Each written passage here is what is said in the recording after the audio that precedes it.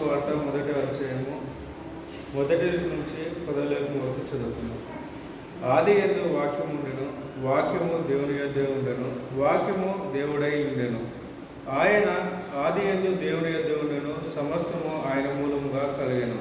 కలిగిన ఏది ఆయన లేకుండా కలగలేదు. ఆయనలో జీవం ఉండెను, ఆ జీవము మనుషులకు వెలుగై ఉండెను. ఆ వెలుగు చీకటిలో ప్రకాశించుచున్నది కానీ చీకటి దాన్ని గ్రహింపకుండెను. దేవుని యొద్ద నుండి పంపబడిన యొక్క మనుషుడు ఉండెను, అతని పేరు యోహాను. అతని మూలంగా అందరూ ఆశీర్వదించినట్లు అతడు వెలుగును గురించి సాక్ష్యమిచ్చుటకు సాక్షిగా వచ్చును. అతడు వెలుగై ఉండడం లేదు కానీ వెలుగును గురించి సాక్ష్యమిచ్చుటకు అతడు వచ్చును. నిజమైన వెలుగు ఉండను, అది లోకములోనికి వచ్చు ప్రతి మనిషిని వెలిగించుచున్నది. ఏదో కట్టుకతో సమయం పోవాలను అనే ఉద్దేశంతో చెప్పబడలేదు. వాక్యము విలువైనది. ఒక భక్తుడు అన్నాడు, నీ ఎదుట పాపము చేయకుండునట్లు నా హృదయములో నీ వాక్యమును భద్రం చేసుకుని ఉన్నాను అంటాడు. ఈనాడు యవనస్తులు క్షణంగా తప్పిపోవడానికి కారణం ఏమంటే వాళ్ళ హృదయాలలో దేవుని వాక్యము ఉండకపోవటాన్ని బట్టి. రెండవది, దేవుని భయము ఎవరికైతే ఉండదో వాళ్ళు స్వేచ్ఛాపరులైపోతారు. కుటుంబానికి నష్టం తీసుకొని వస్తారు. అందుకని దేవుని భయము కలిగి ఉండాలి. యోసేపు జీవితంలో అనేక మార్లు యోసేపు చెప్పే మాట ఏంటంటే, నేను దేవునికి భయపడువాడను. చూసారా, యోసేపు ఏమంటాడు? నేను దేవునికి విరోధంగా ఎలాగూ మూట కట్టుకుందును అన్నాడు. మీరు కాదు నన్ను ఇక్కడ పంపినది, దేవుడే నన్ను ఇక్కడికి పంపాడు అంటారు. ఎక్కడ బాధపడ్డానో ఆ బాధ మర్చిపోనట్లు చేశాడు. ఎక్కడ బాధపడ్డానో అక్కడే నన్ను దేవుడు ఆశీర్వదించెను అని అంటాడు. సోదరులతో అంటాడు, మీరు నాకు కీడు చేయ ఉద్దేశించేది కానీ దేవుడైతే అది మేలుకు ఉద్దేశించింది. చూసి దేవుని భయము, వాక్య భయము, ఈ రెండు ఉంటే పిల్లలు ఎప్పుడూ తప్పిపోరు. గుర్తుపెట్టుకోండి, దేవుని భయము, వాక్య భయము. ప్రార్థనా జీవితం, ఇహలోక మాలిన్యత అంటకుండా తను భద్రం చేసుకోవాలి. యోహాను సువార్తలో భక్తుడు అదే కదా, ఆయన యందు విశ్వాసం ఉంచిన వాడు తను భద్రం చేసుకును గనక పాపము చేయడు. ఒత్తిడింటే, బలవంతమైంటే ఇవన్నీ మాట్లాడాడు. చేయజాలడు అంటారు. ఈరోజు మనము యేసు ప్రభు దేవుడు, యేసు ప్రభు సృష్టికర్త ఎలాగూ అనే విషయాలను 7 మాటలు మనం ధ్యానం చేసుకుందాం. ప్రభుని అడుగుదాం, నాకు జ్ఞానాన్ని, జ్ఞాపక శక్తి దయచేయండి. ఈ వాక్యం ఎప్పుడైతే హృదయాలలో ఉంటుందో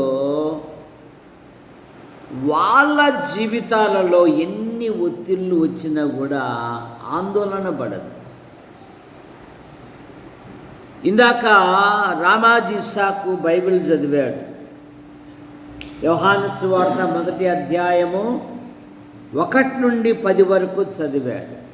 ఆదియందు వాక్యముండెను, వాక్యము దేవుడై ఉండెను, ఆయన ఆదియందు దేవుని యొద్ద ఉండెను, ఆయన లేకుండా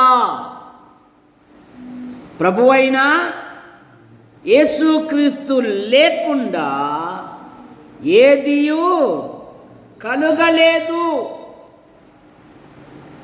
మన ప్రభువైన యేసుక్రీస్తు వారు ఆయన సృష్టికర్త. ఆయన ద్వారానే ప్రపంచములు నిర్మించబడ్డాయి. ఆయన ద్వారానే సృష్టి యావత్తు చేయబడింది. 1 కొరింథీ పత్రిక 8వ అధ్యాయము 6వ వచనం. 1 కొరింథీ పత్రిక 8వ అధ్యాయము, ఆకాశమందైనను భూమి మీదనైనను దేవతలు అనబడినవి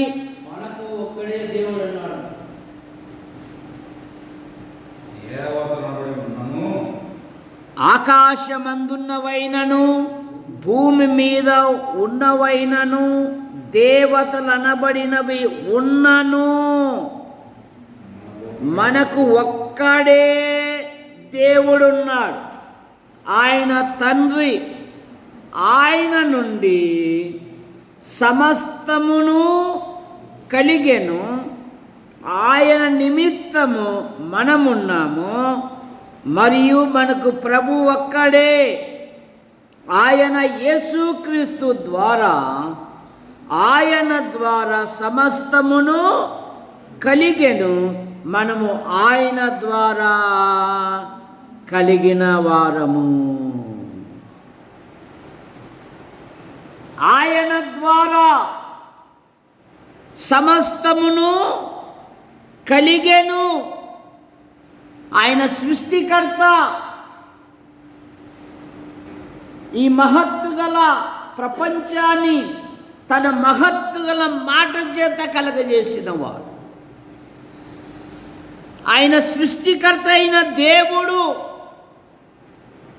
కొలస్సీ పత్రిక 1వ అధ్యాయము, కొలస్సీలకు రాసిన పత్రిక 1వ అధ్యాయము 15-16 వచనాలు.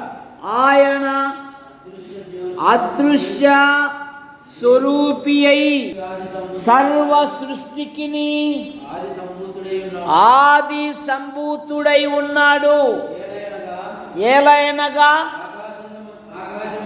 ఆకాశమందున్నవియు భూమి అందున్నవియు దృశ్యమైనవి గాని అదృశ్యమైనవి గాని అవి సింహాసనములైనను ప్రభుత్వములైనను ప్రధానులైనను అధికారములైనను సర్వమును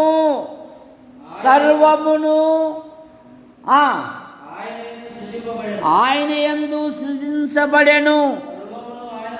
సర్వమును ఆయన ద్వారాను ఆయనను బట్టి సృజింపబడెను. ఆయన అన్నిటికంటే ముందుగా ఉన్నవాడు. ఆయనే సమస్తమునకు ఆధారభూతుడు. మన ప్రభువైన యేసుక్రీస్తు వారు ఆయన సమస్తమునకు ఆధారభూతుడు. ఆయన లేకుండా ఏదియూ కలుగలేదు. కనుక మన ప్రభువైన యేసుక్రీస్తు వారు ఎవరు అంటే మనం ఏం చెప్పాలంటే ఆయన సృష్టికర్త. ఆయన ఎవరు? సృష్టికర్త. ఆయన లేకుండా ఏదియూ కలగలేదు. రెండవ మాట, ఆయన సృష్టికి ఆధారభూతుడు. కొలస్సీ పత్రిక 1వ అధ్యాయము 17వ వచనములు ఇందాక చదువుకున్నాం కదా. ఆయన సృష్టికి ఆధారభూతుడు.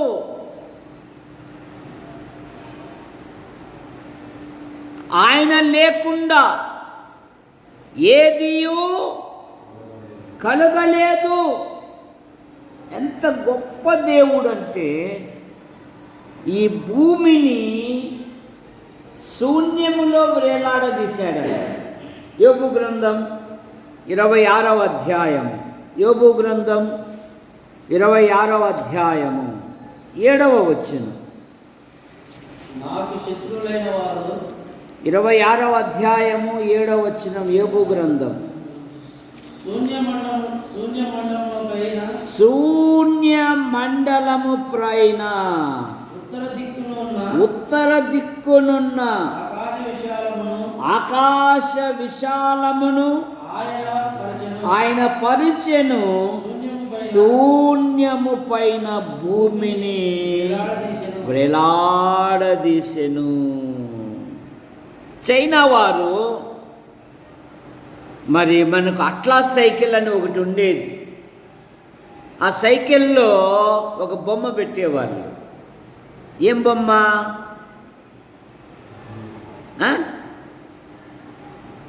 అట్లాస్ సైకిల్కు ఒక గుర్తుండేది. ఏమా బొమ్మ? అట్లాస్ అనేవాడు ఈ భూగోళమును వాడి మీద మోస్తున్నాడని వాడి భుజాలపైన భూగోళం పెట్టేవాడు. సరే, శూన్య మండలము పైన ఆయన భూమిని వేలాడదీశాడు అంట. ఇది కొన్ని లక్షల మైళ్ళ కిలోమీటర్ తిరుగుతూ ఉంది. ఒక్కసారి అట్లా ఆగినట్టయిందంటే మనం భూమి మీద ఉండేవాళ్ళంగా. సరే, ఆయన సృష్టికర్త. ఆయన లేకుండా ఏది కలుగలేదు. అపోస్తుల కార్యాలు 17వ అధ్యాయం 28వ వచనం. 17వ అధ్యాయము 28వ వచనం. మనము ఆయన యందు బ్రతుకుచున్నాము, చలించుచున్నాము, ఉనికి కలిగి ఉన్నాము. మనమాయన సంతానమని మీ కవీశ్వరులు కొందరు కూడా చెప్పుచున్నారు. మనం ఆయన యందు ఉనికి కలిగి ఉన్నాం, చలించుచూ ఉన్నాం. మనం ఆయన యందు జీవించుచూ ఉన్నాము. నెహెమ్యా గ్రంథం 9వ అధ్యాయము 6వ వచనం. నెహెమ్యా గ్రంథం. నీవే అద్వితీయుడైన యెహోవా, నీవే ఆకాశమును మహాకాశమును వాటి సైన్యమును భూమిని దానిలో ఉండినదిని అంతటిని సముద్రములను వాటిలో ఉండునది అంతటిని సృజించి వాటన్నిటినీ కాపాడువాడవు. ఆకాశ సైన్యమంతా నీకు నమస్కారము. ఆకాశ సైన్యమంతా నీకు నమస్కారము చేయుచున్నది. ఆయన సర్వ సృష్టికి ఆధారభూతుడు. ఆయన సృష్టికర్త. 3వ మాట, ఆయన మృతులను సజీవులుగా లేపువాడు. యోహాను సువార్త 5వ అధ్యాయం. యవనస్తులు బైబిల్ చదువుతూ ఉండల్లా. రాజయ్య బాబాయ్ చదువుతున్నాడని రాదు. రాజయ్య బాబాయ్ కంటే నేను ముందు చదవాలనే తపన ఉండాలా. 5:28 యోహాను సువార్త 5:28.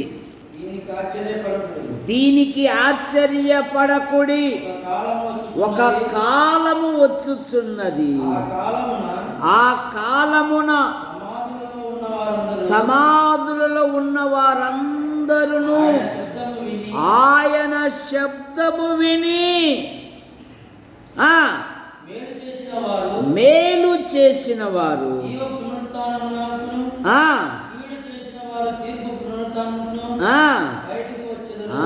ఆయన కుమారుని శబ్దము విని.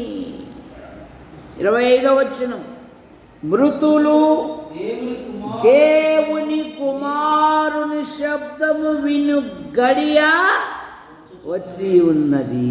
మృతులు దేవుని కుమారుని శబ్దం. ఆయన భూమి మీద ఉన్నప్పుడు ఎంతమందిని మృతులను సజీవులుగా లేపాడు?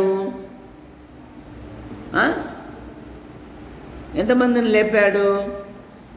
మీకు తెలిసినంత చెప్పు. ఇసాకు, యేసు ప్రభువారు ఈ లోకములో ఉన్నప్పుడు మృతులను సజీవులుగా లేపాడు. లేపాడా లేపలేదా? యేసు ప్రభు లేపాడా? ఎంతమందిని లేపాడు? వాళ్ళలో కొందరన్నా గుర్తుండారా? ఆ లాజరును లేపాడు కదా. లాజరు దగ్గరికి వచ్చి, బా వద్దు అయ్యా, అది 4 రోజులైంది, కుళ్ళిన వాసన వస్తుంది అని అడ్డగిస్తూ ఉంటే ఆయన అంటున్నాడు, రాయి తీసేయండి అంటున్నాడు, కట్లు ఇప్పండి అంటున్నాడు. లాజరు అని బిక్కరగా కేగవేయగా మృతుడు సజీవుడుగా లేచి, మృతులను లేపు దేవుడు. ఒక ప్రధాని కుమార్తె బలహీనతలతో ఉండగా ప్రధాని వచ్చాడు, నా కుమార్తె చావ సిద్ధమునై ఉన్నది, మీరు నా ఇంటికి రండి. ఈ మధ్యలోనే ఒక గొప్ప అద్భుతం జరిగింది. ఏం అద్భుతము? 12 సంవత్సరాల నుండి రక్తస్రావం కలిగిన స్త్రీ ఆ యేసు ప్రభు ఆ వీధి గుండా ఆ ఊరు గుండా వస్తున్నాడని విని ఏమని రాయబడింది? ఆమె కాస్త సంపన్నురాలు గనక తనకున్న ధనమంతా తన రోగానికి ఖర్చు పెట్టింది, కానీ ఎందరో వైద్యుల దగ్గరికి వెళ్ళింది, కానీ డబ్బు పోయింది, కానీ రోగం మాత్రం పోలేదు. వైద్యుల చేత ఎన్నో తిప్పలు పడి అనే మాట మనం చూస్తాం. వైద్యులు బాగు చేయలేరు. అందుకే అలెగ్జాండర్ ఏమన్నాడంటే, నేను చనిపోయినప్పుడు నా 2 హస్తములు బయట కనబడినట్లుగా భూస్థాపితం చేయండి. నేను చనిపోయినప్పుడు డాక్టర్లు నా శవాన్ని మోసుకొని వచ్చున్నట్లుగా మీరు చేయాలి అన్నారు. ఈ 2 హస్తాలు ఎందుకు అంటే,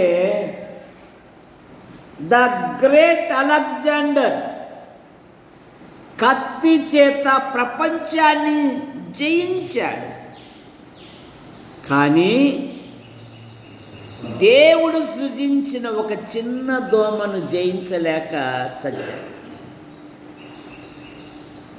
ప్రపంచాన్ని జయించా, కానీ నేను చనిపోయేటప్పుడు ఈ ఆస్తిపాస్తులు నా వెంట రావు, రిక్తాస్తాలు. 2వది, మీరు డాక్టర్లు నమ్ముకోవాకండి. డాక్టర్లు కూడా మనుషులే, వారు బాగు చేయలేరు. జయలలిత కన్నీళ్లు పెట్టుకుంది, కోట్ల రూపాయలు ఇస్తాననింది, నాకు ఎలాగైనా జీవాన్ని దయచేయని. ఇంకొక ఆమె హిందీ పాటలు పాడేటామె, ఆమె కూడా అడిగింది, నాకు ఎలాగైనా జీవము దయచేయని. లలిత మంగేష్కర్ ఎవరో ఒక ఆమె. అందరూ ఎవరు చేయలేరు కనుక వైద్యులు ఏమి చేయలేరు. ఏది చేయాలన్న దేవుడే అనే మాటకు అలెగ్జాండరు ఆ విధంగా లోకానికి సాక్ష్యం చూపించాడు. ఆమె ఎన్నో వైద్యుల చేత తిప్పలు పడింది, కానీ రోగం బాలేదు, కానీ మరింత సంకటంలో ఉండిపోయింది. ఇప్పుడు యేసుక్రీస్తు ఆ వీధి గుండా ఊరు గుండా వస్తున్నాడని ధైర్యముతో తన గబ్బు వాసన కూడా నిర్లక్ష్య పెట్టి ధైర్యముతో చొచ్చుకొని వెళ్ళి ఆయన వస్త్రమును ముట్టగానే ఆమె రక్తధార కట్టెను. వెంటనే అన్నమాట మనం చూస్తాం. ఈలోపు ఆలస్యమైంది, ఉన్న ప్రాణం ఆవిరైపోయింది. ఇక గుంత తీసేవాడు గుంత పెట్టె తయారు చేస్తున్నారు. యేసు ప్రభు వస్తున్నది. ఎందుకప్ప, ఎందుకు పిలుస్తున్నారప్ప, టైం వేస్ట్, పంపిండి. బోధకునికి ఎందుకు శ్రమ, ఎంత ప్రేమ చూడు ఈ మతస్థులకు. ఎందుకప్ప బోధకుని శ్రమ పెడతారు? ఆయన ఏమంటున్నాడు? రజా, యేసు ప్రభు ఏమంటున్నాడు ఆ సందర్భంలో? ఏమన్నాడు?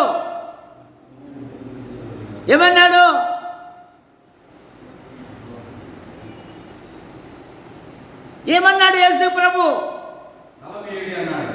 బా, తమ్ముని మీద ఎంత ప్రేమ చూడు. స్థలమీయుడి. దుఃఖ పరిస్థితులలో కూడా దేవుడు ఏమడుగుతున్నాడు? స్థలమీయుడి. దేవునికి స్థలం ఇస్తే చాలు, మృతులు సజీవులైతారు. మృతులు ఏమవుతారు? సజీవులు. ఆయన అంటున్నాడు స్థలమీయుడే. ఆయన ఆ మృతురాల దగ్గరికి వచ్చి తలితా కుమ్మి అనగానే చిన్నది లేచినది. ఆయన మృతులను సజీవులుగా లేపు దేవుడు. మొదటి తెస్సలోనికలు 4వ అధ్యాయము 14వ వచనం. యేసు మృతి పొంది తిరిగి లేచెనని మనము నమ్మిన ఎడల అదే ప్రకారము యేసునందు నిద్రించిన వారు దేవుడు ఆయనతో కూడా వెంటబెట్టుకొని వచ్చును. చెప్పునదేమనగా ప్రభు రాకడ వరకు సజీవులమై నిలుచుండు. మనము నిద్రించిన వారి కంటే ముందుగా ఆయన సన్నిధికి చేరము. ఆర్భాటముతోను ప్రధాన దూత శబ్దముతోను దేవుని బూరతోను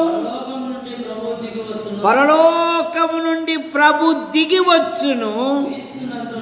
క్రీస్తునందుండి మృతులైన వారు మొదట లేతురు. ఆ మీదట సజీవులమై నిలుచుండు మనము వారితో కూడా ఏకముగా ప్రభుని ఎదుర్కొనుటకు ఆకాశ మండలమునకు మేఘములతో కొనిపోబడుదుము. మనము కూడా ఆయనతో. మృతులు దేవుని కుమారుని శబ్దము విని. లూకాసు వార్త 7వ అధ్యాయము 24వ వచనములో కూడా చిన్నవాడా లెమ్ము అనగానే వాడు సజీవుడైనట్టుగా మనం చూస్తున్నాం. 7:14 లూకాసు వార్త. ఆయన చిన్నవాడా లెమ్మని నీతో ఆ చనిపోయిన వాడు లేచి కూర్చుండి. మరో ఆయన వచ్చాడు. అయ్యా, నా కుమారుడు తీవ్రమైన విషజ్వరముతో బాధపడుతున్నాడు. మీరు వస్తే నా కుమారుడు బాగుపడతాడు అని ఆహ్వానించాడు. యేసు ప్రభువారు అంటున్నారు, వెళ్ళు, నీ కుమారుడు బ్రతికి ఉన్నాడు పో అన్నాడు. ఆ తండ్రి చూడు, అదే స్థానంలో మనం ఉంటే ఎంత పొగరైనకు వచ్చి పిలిచినా కూడా రాడు. ఎట కనపడుతున్నాం? 100 ఆలోచనలు మనకు, చేసినది పావులా కూడా ఉండదు. అదేమని రాయబడిందంటే, అతడు ఆయన తనతో చెప్పిన మాట నమ్మి వెళ్ళిపోయాడు. యేసు ప్రభు ఉన్న దిన సమయానికి అబ్బాయి ఉన్న సమయానికి 1 దిన ప్రయాణము అంట. మరుసటి రోజు వెళ్ళాడకల్లే ఆడు చెప్పొచ్చాడు, రే అబ్బాయి దగ్గర మీరు ఇక్కడే ఉండండి పని వాళ్ళకి చెప్పాడు. ఆడు గంతులు వేస్తా ఉంటే ఇంక పని వాళ్ళ పని మీద, ఏరా మీకు నిన్నేం చెప్పాను? అయ్యా నిన్ను 1 గంట నుండి అబ్బాయి గంతులు వేస్తున్నాడండి. నిన్న తనతో చెప్పిన గంట అదే అని నమ్మి అతడును అతని ఇంటి వారును దేవుని యందు శ్వాస ఉంచిరి. మృతులను సజీవులుగా లేపు దేవుడు. యెషయా గ్రంథం 26వ అధ్యాయము 19వ వచనం, మృతులైన వారు నీవారు, మృతులైన నీవారు బ్రతుకుదురు, నా వారి శవములు సజీవములగును, మంటిలో పడి ఉన్న వారులారా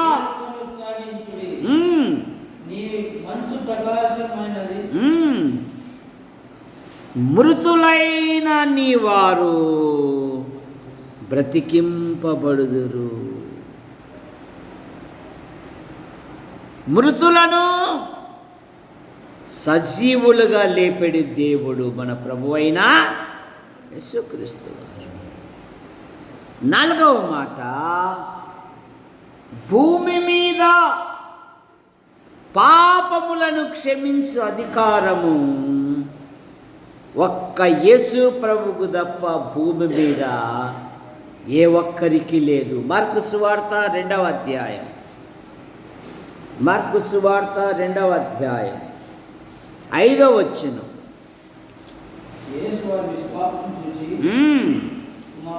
కుమారుడా నీ పాపములు క్షమింపబడి ఉన్నవి. 7వ వచనం,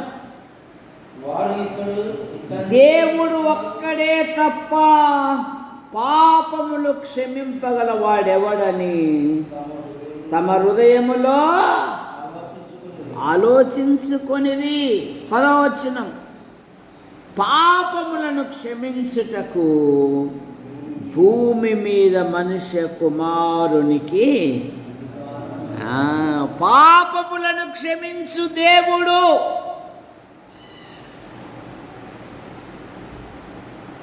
సాధు సుందర్ సింగ్ గారు,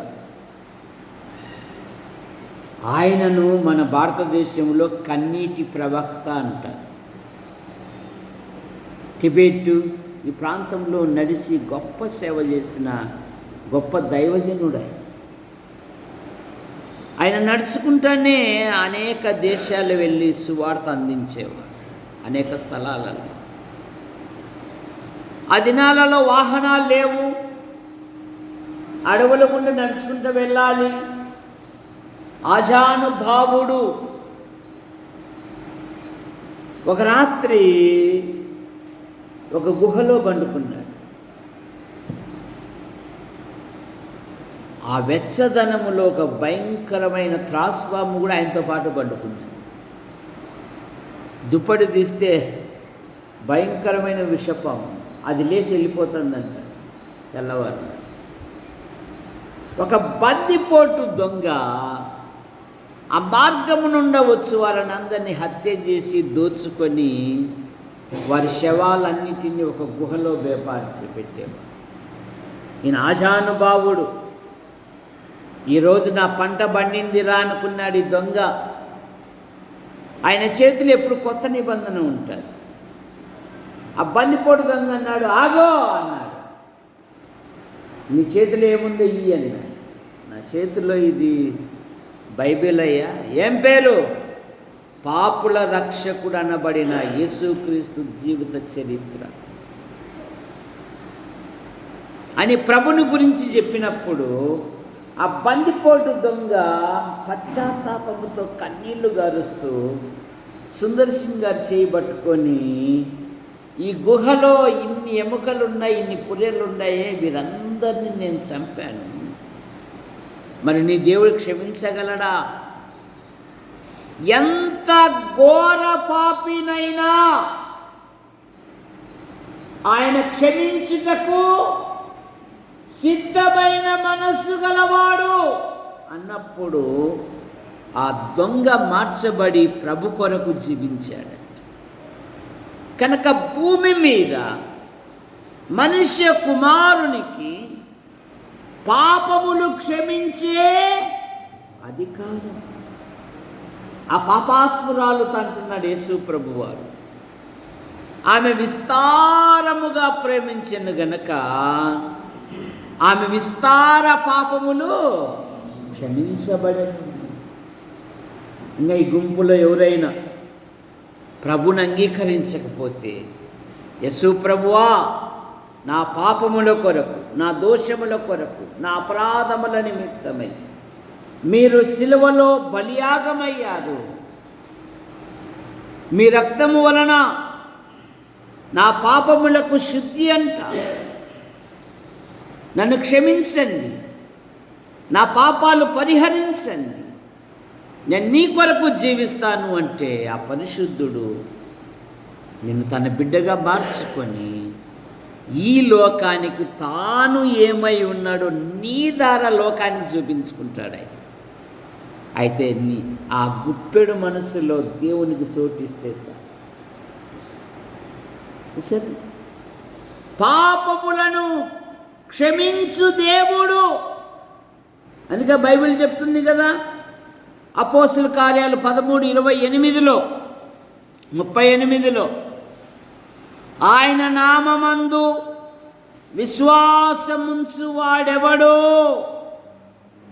ఆయన నామ మూలముగా వారికి పాప క్షమాపణ అనుగ్రహింపబడి ఉన్నది అని. ఎఫెసు పత్రిక 1వ అధ్యాయము 7వ వచనములో దేవుని కృప మహదైశ్వర్యమును బట్టి ఆ ప్రియుని యందు ఆయన రక్తము వలన మనకు విమోచనము అనగా మన అపరాధములకు క్షమాపణ మనకు కలిగి ఉంది ఆ కుమారుని ద్వారా, యేసు ప్రభు ద్వారా. చాలామంది అనేక సంఘాలలో నేను చూసినది ఏంటంటే, యవన పిల్లలు చక్కగా నోట్స్లు తెచ్చుకుంటారు, చక్కగా రాసుకుంటారు, చక్కగా వింటారు, ఇంటికి పోయినాక మళ్ళీ పరిశీలిస్తారు. నువ్వు అట్లనే కాదు, రాసుకుంటామంటే నా దిక్కు చూడంటావు, అందుకని అబ్బా నేను రాసుకోవడంలే, ఏమనకూడదంట. ఎట్లా అబ్బా నీ ఆధ్యాత్మిక జీవితం ఎట్లా బాగుపడుతుంది? ఖండించల్లా, గద్దించల్లా, బుద్ధి చెప్పాలా. రాసుకుంటే మనసే పోయింది మనకు, ఎట్లా అభివృద్ధి పొందుతాం? మా సుందరి అయితే ఇంగ్లీష్లో రాసేది, అబ్బాబ్బాబ్బా పిల్లప్పుడు ఏం సంతోషపడేవానో. ఈ మొబైల్ ఫోన్లు వచ్చినాక ఒక్క మైండ్ సెట్ కూడా సరిగా ఉండదు. సరే, యేసు ప్రభు సంఘ ప్రారంభములోనే బెరియా క్రైస్తవులు ఏం చేసినారు బేబీ? అది నువ్వు ఉండలు చేసినారు.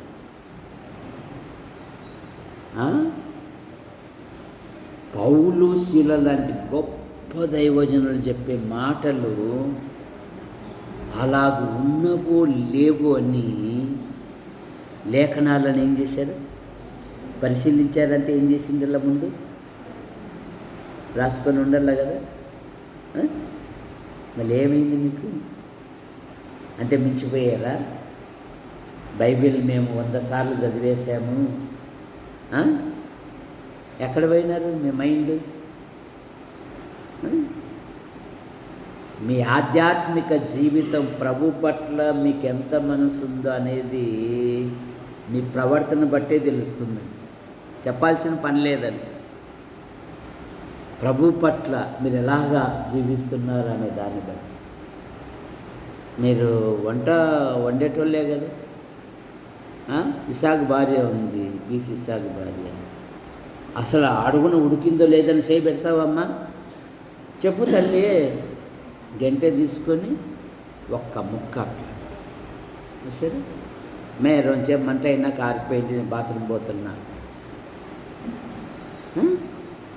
రక్షించబడ్డారు, ప్రభువులలో కొనసాగుతున్నారు, మంచిదే. రాత ఏది? రాత నీ తలరాత మారుస్తుంది. రాత ఏం చేస్తుంది? ఆ రోజు ఆ వాక్యం నాకు గుర్తుకొచ్చింది, నాకెంతో ధైర్యం ఇచ్చింది ఆ వాక్యం. ఎక్కడ? ఇదిగా ఈ వాక్యం ద్వారా నేను బలపడినాను. తీసుకోవడం నేను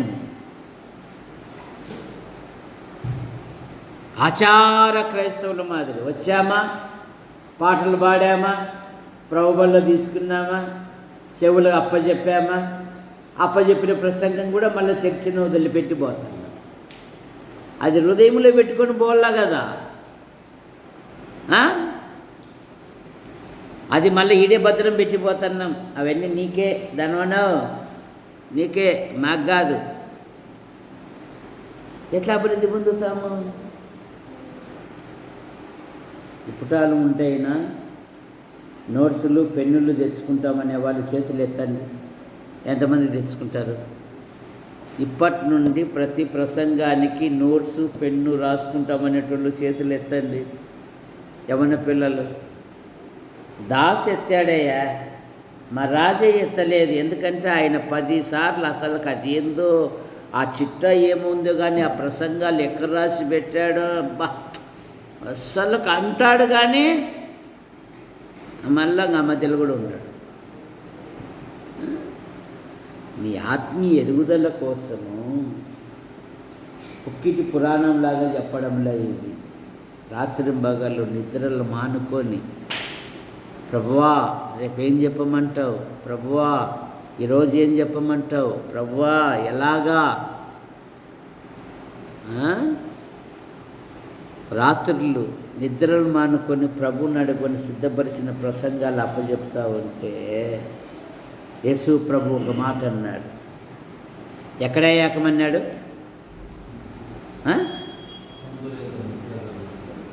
అవి ముత్యాలరా దానం, దానిలోకి ఏం తెలుస్తాయిరా? దానికి తెలిస్తే కదా దాని విలువ. ఎక్కడంటే అక్కడ అయ్యాక అంట దాని విలువ, వాక్య విలువ. ఆ మాంత్రికులు మారిపోతే వాళ్ళ పుస్తకాల విలువ ఎంత అంట? 50,000 వెండి రూకలు. ఇప్పుడైతే కోట్ల రూపాయలు కాల్చిపడేశారు వాళ్ళు దేవుని వాక్యము కొరకు. అపోస్తలుల కార్యము మాంత్రికులు మార్చబడినాక వారి మంత్ర తంత్ర పుస్తకాలను కాల్చిపడేశారు. నీ ఆత్మీయ ఎదుగుదల కోసం మీరు చూడు ఎన్ని పుస్తకాలు ఉన్నాయో. ఖాళీ సమయాన్ని వచ్చి చదువుకొని చక్కగా సిద్ధపడవచ్చు బైబిల్ విద్యార్థులు. సరే, నాకు చిన్నప్పుడు ఒక దర్శనం ఏంటంటే, ప్రసాద్ గాడు, బాబు గాడు, రాజయ్య, నేను పొలాలలో ఒక ప్రార్థన చేసేటోళ్ళు. ప్రభువా విశాలాంధ్ర లాంటి దేవునికి విరుద్ధంగా లైబ్రరీలు ఉన్నాయి, క్రైస్తవ లైబ్రరీ లేదు. ఒక లైబ్రరీ పెట్టుటకు సహాయం దయచేయని అడిగేవాడిని. ఈ ఆంధ్రప్రదేశ్కి అంత సువార్త చెప్పుటకు సహాయం దయచేయని అడిగేవాడిని. ఆ రెండు నా జీవితంలో దేవుడు నెరవేర్చాడు. పెళ్ళైన కొత్తలో 15 రోజులు సువార్తకు వెళ్ళేవాడిని, 15 రోజులు ఇంటికాడ ఉండేవాడిని తెనాలిలో. ఇప్పుడేనండి మా మేనేజర్ గారు సువార్తకు పోయి వచ్చారు. మరి ఇప్పుడు వ్యాన్ ఇస్తాడో ఇయ్యడో, ఆయన ఇప్పుడే ఇంటికి వెళ్ళాడండి అనేవాడు యోహానంక. అయ్యా వాళ్ళు వ్యాన్ అడుగుతున్నారు, ఆయనతో పాటు నువ్వు కూడా వెళ్ళాలి కదా, మరి ఎట్లా? వెళ్తాలే. అది కాదే 15 రోజులు పోయి వచ్చావు కదా. అంకులు, దేవుడు అవకాశం ఇచ్చినప్పుడల్లా నేను కష్టపడతానని చెప్పేవాడు. దాచుకునేవాడైతే కాదు. ఒక చిన్న అవకాశం వచ్చినా నేను పోతా ఎక్కడికైనా కానీ, ఎంత దూరమైనా. ఎందుకంటే మరణం సహజము. మరణం వస్తుంది కదా అని ఆడున్న కూర్చున్నా వచ్చాది. కుష్ఠరోగులు అన్నారు కదా, ఇక్కడున్నా చేస్తాము, అక్కడికి పోయినా చేస్తాము. వాళ్ళు ప్రేమించి వాళ్ళకి అన్నం పెడితే బతుకుతాము, లేదంటే పోదాంపా అన్నారు. గొప్ప మేలు జరిగినాయి. సావు వచ్చాది కదా అని ఉండకూడదు. సావు రాకమునిపే ప్రభు కొరకు నేనేం చేశాను అనేది మనసులో పెట్టుకుంటే సార్. కష్టపడల్లా. కుటుంబానికి ఎట్లా కష్టపడుతున్నారో భక్తి విషయంలో కూడా యవన పిల్లలు భక్తి సాధకం చేసుకోవాలి, కంఠస్థం చేసుకోవాలి, వాక్యాలను భద్రం చేసుకోవాలి, పదే పదే ధ్యానించాలి. ఈరోజు మా మేడం ఎంత బాధతో చెప్తుంది తెలుసా? మా అమ్మగారు వీరికి పాటలు నేర్పించిన, దాదాపు 25 కథలు నేర్పించిన, నా ముందరైతే చెప్పగలరు కానీ నువ్వు చూశారు చెప్పలేకపోతున్నారు అంటుంది. అట్లయితే ఒక పని చేస్తాం మేడం, ఎగ్జామ్ పెడదాంలే అని చెప్పిన. ఎందుకు? ఆమె పడిన ప్రయాస వృధా కాకూడదని. సరే, రాత్రి 11 అయినా కూడా మేడం వాట్సాప్ పని చేస్తూనే ఉంటుంది. ఐ యామ్ ప్రేయర్, నా పేరు ఖుషి, నేను ప్రేయర్ చేసుకున్నాను, ఆల్ ఆఫ్ యూ అంటుంది మా మనవరాలు. ఆ మాట వినందు నేను నిద్రపోను ఇప్పటి వరకు. రాత్రి అయితే నా పేరు ఖుషి అబ్బా అని అంట. నేను ప్రేయర్ చేసేసుకున్నాను, ఆల్ ఆఫ్ యూ అంటారు. ఎవరికి ఉందండి భాగ్యము? అది గుర్తించడంలే, గమనించడంలే. ఇది పేరుజాలకు పోరుజాలకు పెట్టారా అనే వాళ్ళకు ఆ పరిశీలి ఎప్పుడు అట్లాగే ఉంటారు, వాళ్ళ బతుకులు అట్లాగే ఉంటాయి. కానీ యేసు ప్రభు తన కార్యం నెరవేర్చుకుని దేవుని కుడిపార్శ్వంలో కూర్చొని ఉంటారు. సరే, వాళ్ళు ఎప్పుడు ప్రశ్నలే, చేసినది ఒక్కటి కూడా ఉండదు వాళ్ళ జీవితంలో. గుర్తుపెట్టుకోండి, ఎవడైతే ప్రశ్నిస్తాడో, ఎవడైతే ప్రశ్నలు లేపుతారో, ఒక్కసారి వాళ్ళ జీవితాలు చూసుకోండి. వాళ్ళు ప్రభు కొరకు ఏమైనా చేశారా అనేది చూడండి చాలు. చేసినది ఉండదు, కానీ ప్రశ్నలు చూపించి తప్పించుకుని బతుక్కోవడంలో వాళ్ళ జ్ఞానమంతా ఉపయోగిస్తారు. ప్రభు కొరకు చేసినది ఒక్కటి కూడా ఉండదు. ప్రభు కొరకు చేస్తాం, ఖర్చు పెడతాం.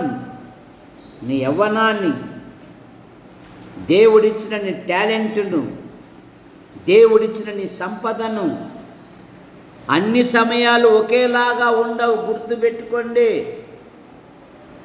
ఇప్పుడు సాగిపోతుందిలే అనుకుంటున్నావేమో, భవిష్యత్తులో ఎలాగుంటామో మనకే తెలియదు. అన్ని వసతులు ఉన్నప్పుడే దేవునికి ఖర్చు పెట్టు.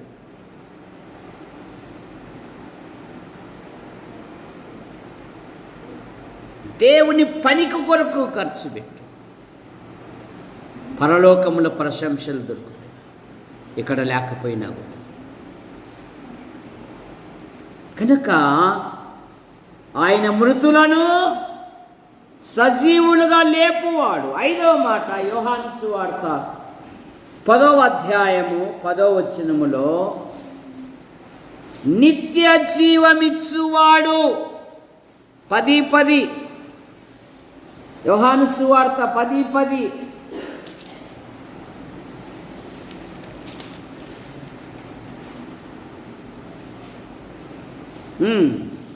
ఏమంటున్నాడు?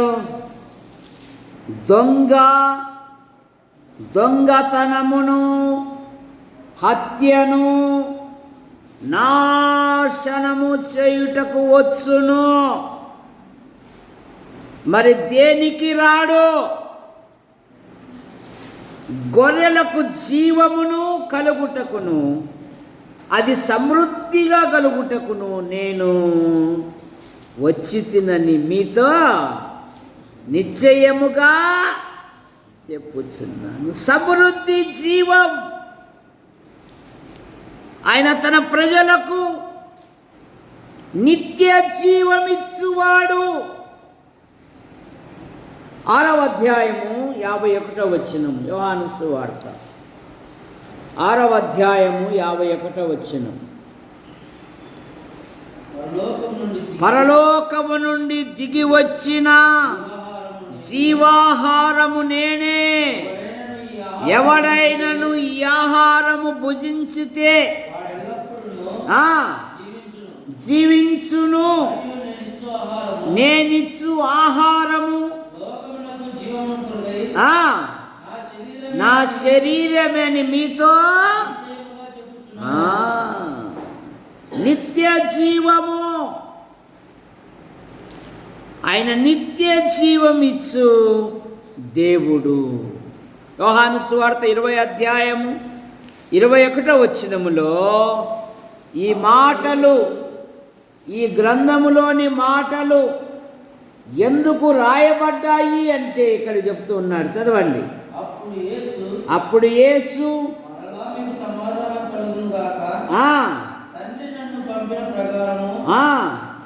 మిమ్మల్ని పంపుతున్నానని వారితో చెప్పాను.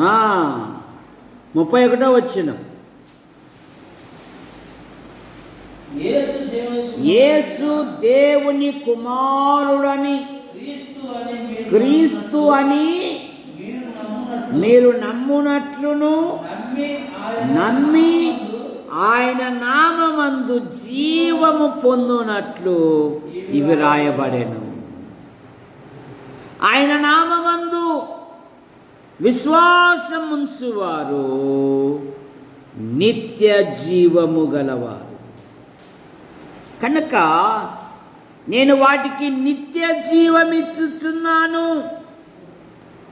యేసు ప్రభువారే అన్నారు యోహాను సువార్త 5:24లో, నా మాట విని నన్ను పంపిన వాని యందు విశ్వాసముంచు ప్రతివాడు నిత్య జీవము గలవాడు.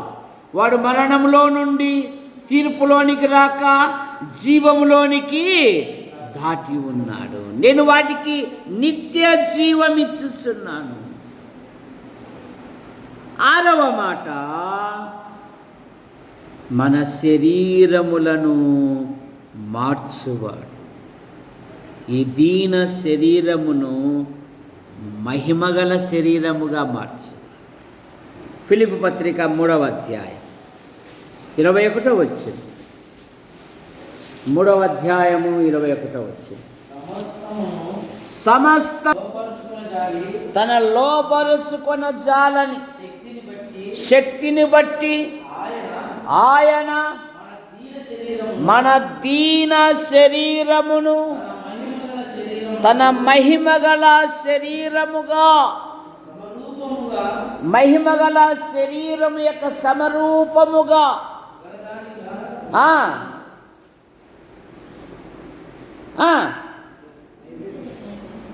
మార్చును. ఏమంటున్నాడు?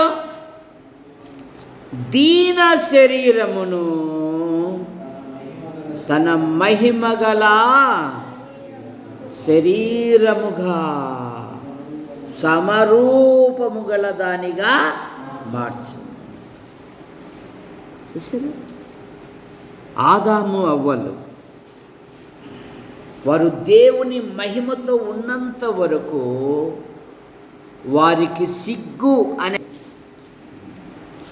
ఎప్పుడైతే ఆజ్ఞ అతిక్రమించారో, వారి మనోనేత్రాలు వెలిగించబడ్డాయో, వెంటనే చాటును దాక్కుంటున్నారు, ఆకులను ఆధారం చేసుకు. ఎందుకు దాక్కున్నామంటున్నాడు దేవుడు. కారణమేమి? వారు మహిమగల శరీరాన్ని పోగొట్టుకున్నారు, ఆజ్ఞ అతిక్రమించి. ఇప్పుడు యేసు ప్రభువారు మన దీన శరీరమును మహిమగల శరీరముగా మార్చువాడు. మొదటి తెస్సలోనికీయులు 4వ అధ్యాయము 14వ వచనము. యేసు మృతి పొంది తిరిగి లేచెనని మనము నమ్మిన ఎడల అదే ప్రకారము యేసునందు నిద్రించిన వారి కంటే వచ్చును. ఏమనగా ప్రభు రాకడ వరకు సజీవులమై నిలుచుండు మనము నిద్రించిన వారి కంటే ముందుగా ఆయన సన్నిధికి చేరము. ఆ మీదట సజీవులమై నిలుచుండు మనము వారితో కూడా ప్రభుని ఎదుర్కొనుటకు ఆకాశ మండలమునకు అనగా మేఘముల మీద కొనిపోబడుతుంది. అక్కడ మహిమా శరీరములుగా మనం. ఇక 7వ మాట, తీర్పు తీర్చు ప్రభు. యోహాను సువార్త 5వ అధ్యాయం 22వ వచనం. 5:22 తండ్రిని గణపరచునట్లుగా అందరును కుమారుని గణపరచవలనని తీర్పు తీర్చుటకు సర్వాధికారము కుమారునికి అప్పగించి ఉన్నాడు. కుమారుని గణపరచని వాడు ఆయన పంపిన ఏమంటున్నాడు? తండ్రి ఎవనికి తీర్పు తీర్చడు గాని తండ్రి గణపరచునట్లు అందరును కుమారుని గణపరచవలనని తీర్పు తీర్చుటకు సర్వాధికారము కుమారునికి ఇవ్వబడి అప్పగించబడి. అపోస్తుల కార్యాలు 10వ అధ్యాయము 42వ వచనం. 10వ అధ్యాయము 42వ వచనం. ఇదియుగాక దేవుడు సజీవులకును మృతులకును న్యాయాధిపతిగా నియమించిన వాడు ఈయనే. ఆయన న్యాయాధిపతి. లోకానికి తీర్పు తీర్చడానికి రాబోతుంది. తీర్పు తీర్చు అధికారము గలదు ఆయనకు. ఆయన తీర్పు తీర్చువాడు. మృతులు లేతురు, మేలు చేసిన వారు జీవ పునరుత్థానానికి వెళ్తారు, కీడు చేసిన వారు మరణ పునరుత్థానానికి వెళుతారు. కనుక మన ప్రభు అయిన యేసుక్రీస్తు వారు ఆయన సృష్టికర్త, సమస్తమునకు ఆయనే ఆధారభూతుడు. ఆయన మృతులను సజీవులుగా లేపువాడు. లాజరు సమాధి దగ్గరకు వచ్చి లాజరు లెమ్ము అనగానే మృతుడు సజీవుడయ్యాడు. పాపములను క్షమించువాడు. ఆమె విస్తారముగా ప్రేమించిన గనక ఆమె విస్తార పాపములు క్షమించబడి నిత్య జీవమిచ్చువాడు, యేసుక్రీస్తునందు విశ్వాసముంచువాడు నిత్య జీవము గలవాడు.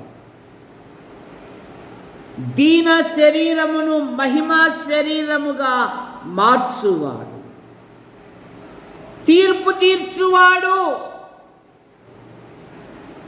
అందుకని 2 కొరింథీ పత్రిక 5:10 దేహంతో జరిగించిన క్రియలు అవి మంచివైనా సరే చెడ్డవైనా సరే మనలో ప్రతివాడును తన్ను గురించి దేవునికి లెక్క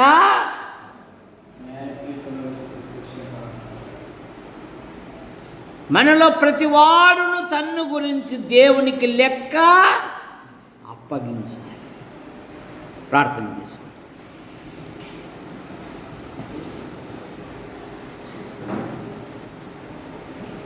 ప్రేమించిన మా తండ్రి, మీ నామాను బట్టి మీకు స్తోత్రములు చెల్లిస్తున్నాం.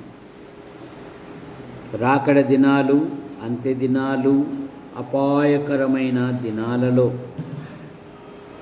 ఈ నెల చివరి దినాలు నడిపించారు, మీకు స్తోత్రములు. మరో నూతన మాసం బయట ఉన్నది. నూతన స్థలాలు, ప్రదేశాలు, ప్రాంతాలలో మీ కుమారుని ప్రకటించినట్లుగా మీ కృపను దయచేయండి. యాడికి క్రైస్తవ కూడిక గృహం చేర్చబడిన ప్రతి కుటుంబాన్ని మీ రెక్కల కింద ఉంచుకొని కాపాడమని అడుగుతున్నాం. ప్రభుత్వ శాఖల్లో కొందరు, ప్రైవేటు సంస్థల్లో కొందరు, మరీ కొందరు విభిన్న రీతిగా ప్రయాసపడుతూ సంఘములో యవన పిల్లలు ఉన్నారు, రక్షించబడిన పిల్లలు ఉన్నారు, ఉన్నతమైన చదువులు చదివి ఉద్యోగాలకు ఎదురు చూస్తున్న పిల్లలు ఉన్నారు, వివాహాల కొరకు ఎదురు చూస్తున్న పిల్లలు ఉన్నారు, ఇంకా రక్షణ పొందని పిల్లలు ఉన్నారు. రక్షణ పొందినట్లుగా మీ కృపను దయచేయండి. వారి ఉద్యోగ విషయాలలో, వారి వివాహ విషయాలలో అద్భుతమైన సహాయమును మీరు దయచేయండి. సండే స్కూల్ బృందాన్ని బట్టి మీకు స్తోత్రములు. కళా మేడం భర్తను బట్టి, కుమారుడు కుమార్తెను బట్టి మీకు స్తోత్రములు.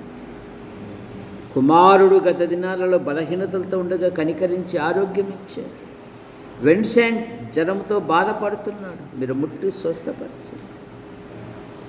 సుందరి కూడా బలహీనతలతో ఉండగా కనికరించి ఆరోగ్యం ఇచ్చారు, మీకు స్తోత్రములు. దొరైస్వామి పంట పొలాలను దీవించండి, అధిక రాబడి దయచేయండి. యేసు ప్రభువా, మీకు వందనాలు చెల్లిస్తున్నాం నాయన. ఈ వారంలో జరగబోయే కూడికలను మీరు ఆశీర్వదించండి. చాలామంది రాత్రుల పూట రాలేకపోతున్నారు, కనికరం చూపండి.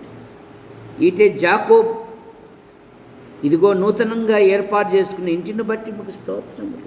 కొన్ని ఆర్థిక సమస్యలు ఉన్నాయి, ఈ రుణములు వాడు తీర్చుటకు మీ కృపను దయచేయండి. భార్యను బహుమానంగా ఇచ్చిన పిల్లలను దీవించండి, తల్లిదండ్రుల తోబుట్టును కూడా దీవించండి. దేవుని మందిరానికి క్రమంగా వచ్చినట్లుగా మీ కృపను దయచేయండి. స్వరూపక్క కుమారుని వివాహం మరి అద్భుతంగా జరుగుటకు సహాయమును మరి దయచేయండి. యేసు ప్రభువా, పురుషుల బాత్రూమ్ విషయంలో, పైన రేకుల షెడ్ విషయంలో, ముందర స్థల విషయంలో అద్భుతమైన సహాయం దయచేయండి. సంఘము దినదినము ఆధ్యాత్మికంగా బలపడునట్లుగా మీ కృపను దయచేయండి. యూట్యూబ్ ద్వారా వీక్షిస్తున్న ప్రతి వారు ఆధ్యాత్మికమైన మేలు పొందుటకు మీ కృపను దయచేయండి. కట్టుపల్లి యోహాన్ అంకుల్ రాజాబాయ్ అంటే మీ పిలుపు తీసుకుని వారి కుమారులు, వారి భార్యలు, వారి సంతానం, వారి కుమార్తెలు, వారి భర్తలు, వారి సంతానం దీవించండి. కట్టుపల్లి జాన్ నెల్సన్ గారు ఈ నెల చివరిలో ఇండియాకు వస్తుండగా దీవించండి. పాల్ గారు ఆయన భార్య పిల్లలను, జాన్ నెల్సన్ గారు ఆయన భార్య పిల్లలను దీవించండి. కొద్ది సంఘాలను వారు ప్రోత్సహిస్తున్న విధానాన్ని బట్టి కూడా మీకు స్తోత్రం. గుంటూరు, నంద్యాల, యాడికి, కొండూరు, కోనచెరువు, చాపరాళ్ళ సంఘాలను కూడా మీరు బలపరచమని. ఈ నెల 27, 28 పెసరవాయిలో జరగబోయే వాక్య ధ్యాన కోడికలు దీవించండి. అనేకులు మేలు పొందినట్లుగా మీకు కృపను దయచేయండి. అయ్యా, మీకు వందనాలు చెల్లిస్తున్నాం. మా యాడికి మండలమును, మా తాడపత్రి నియోజకవర్గమును, దేవా మా జిల్లా కలెక్టర్ను, కార్యాలయమును, మా తెలుగు రాష్ట్రాలను, దేశాన్ని, ప్రపంచాన్ని దీవించండి. పాలన చేయు అధికారులు, అనధికారులను దీవించండి. చక్కగా పాలించినట్లుగా ప్రభుత్వ అధికారులను దీవించండి, నాయకులను దీవించండి. డేవిడ్ డిడ్లీకి వెళ్ళాడు. నైనా పోలీసు బలగముతో ఒక దొంగను పట్టుకోవడానికి వారి పని ప్రయత్నం దీవించి క్షేమంగా నడిపించండి. అయ్యా మీ వందనాలు చెల్లిస్తున్నాం. మీ కృపను అనుగ్రహించమని అడుగుతున్నాం. సహాయమును మీరు దయచేయండి. మా కొరకు ప్రార్థిస్తూ, మా అవసరాలు తీరుస్తూ మమ్మల్ని ప్రోత్సహిస్తున్న ప్రతి వారిని దీవించండి. గత రాత్రి సాత్రి రాజశేఖర్, ఆయన భార్య, అలాగే కుటుంబ సభ్యులను బట్టి మీకు స్తోత్రములు. జరిగిన స్తుతి కొడుకును బట్టి మీకు స్తోత్రములు. ఆయన భార్య గర్భవతి, గర్భంలో ఎదుగుతున్న పిండాకుడుకును దీవించండి. మంచి పోషకాలు దయచేయండి. కానుక విషయంలో ఏ విధమైన తొందరలు ఏర్పడకుండా సుఖప్రసవాన్ని దయచేయండి.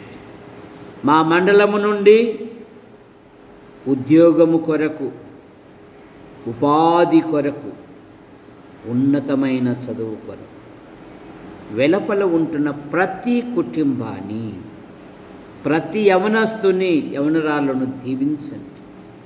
వచ్చే నెల 14 శ్వేతాకు పరీక్షలు ఉన్నాయి.